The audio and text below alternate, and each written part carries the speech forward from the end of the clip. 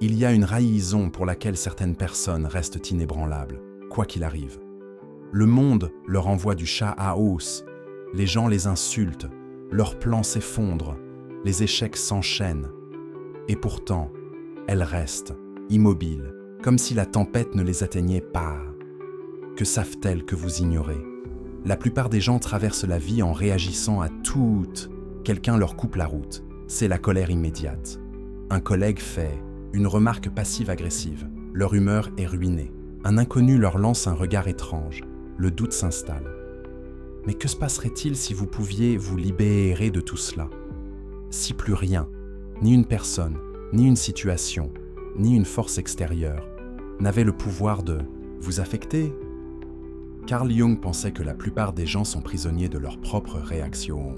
Ils ont l'impression que le monde leur fait subir des choses, alors qu'en réalité, ils ne font que refléter ce qu'ils n'ont pas encore en eux-mêmes. Voici la véritae. Rien ne peut vous atteindre, à moins de trouver en vous un point d'accroche.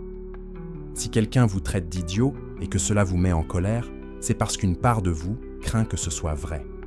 Si quelqu'un vous ignore et que cela vous blesse, c'est parce qu'une part de vous cherche. Encore une validation extérieure.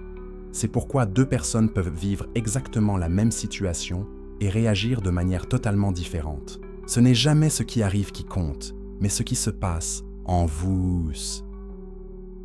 Jung appelait cela le travail de l'ombre, un processus qui consiste à rendre conscient l'inconscient, à comprendre que chaque irritation, chaque frustration, chaque déclencheur émotionnel est en réalité un message intérieur. La plupart des gens fuient ces déclencheurs. Ils essaient de les faire taire, de les ignorer, de blâmer le monde pour ce qu'ils ressentent. Mais ceux qui s'éveillent réellement découvrent quelque chose de révolutionnaire. Le monde extérieur n'est rien d'autre qu'un reflet de votre monde intérieur. Et dès l'instant où vous comprenez cela, vous débloquez quelque chose de puissant, la capacité de contrôler votre réalité en vous maîtrisant vous-même. Mais voici le problème. La plupart des gens ne veulent pas entendre ça. Ils préfèrent croire que leur patron, leur ex, leurs circonstances, ou même la malchance sont responsables de leur souffrance. Il est plus facile de penser que la vie est injuste que d'admettre que c'est vous qui donnez du pouvoir à tout, ce qui vous affecte. Mais pour ceux qui osent regarder en profondeur, qui acceptent d'arrêter de blâmer et commencent à observer, un tout nouveau niveau de liberté devient possible. Et le meilleur dans tout ça, une fois que vous cessez de réagir, vous cessez d'être contrôlé. Vous n'avez plus besoin d'éviter les personnes négatives.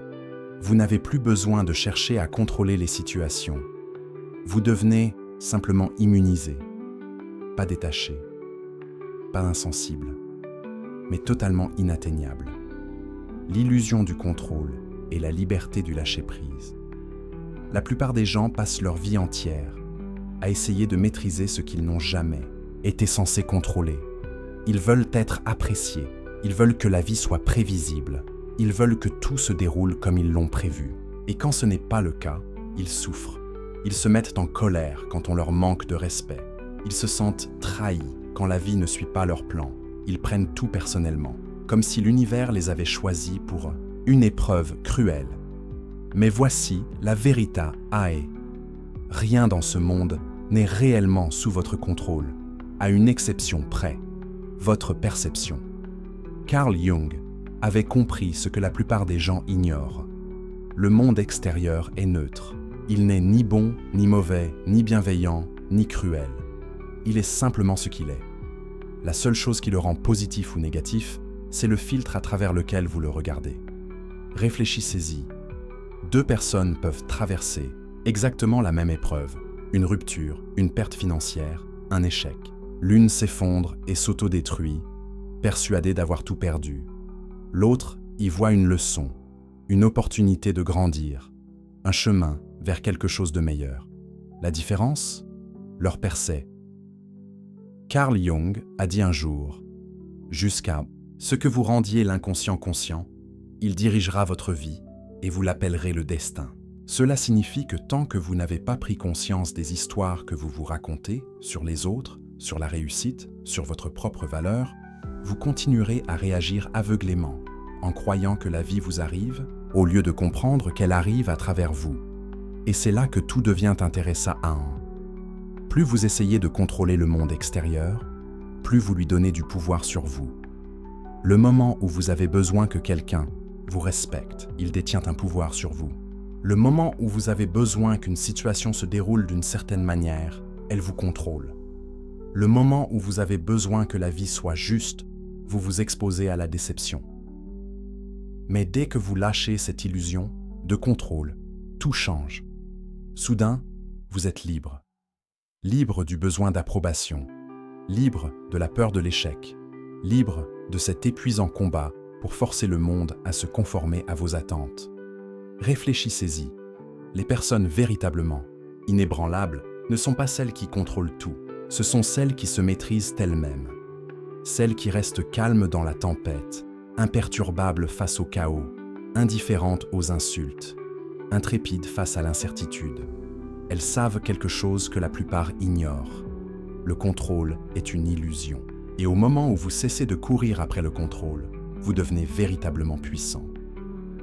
Voici le paradoxe.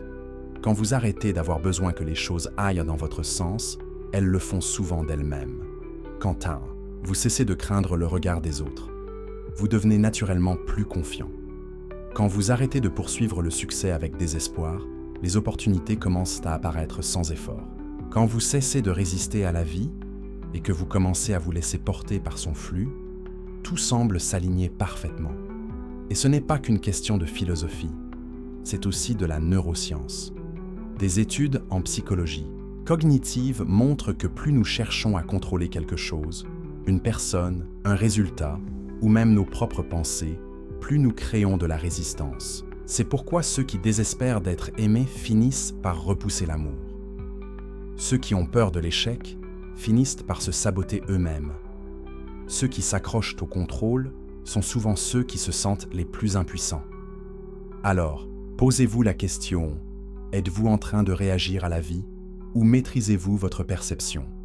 Car une fois que vous comprenez que rien à l'extérieur de vous n'a de pouvoir sur vous, la vie commence à ressembler à un tout. Autre jeu.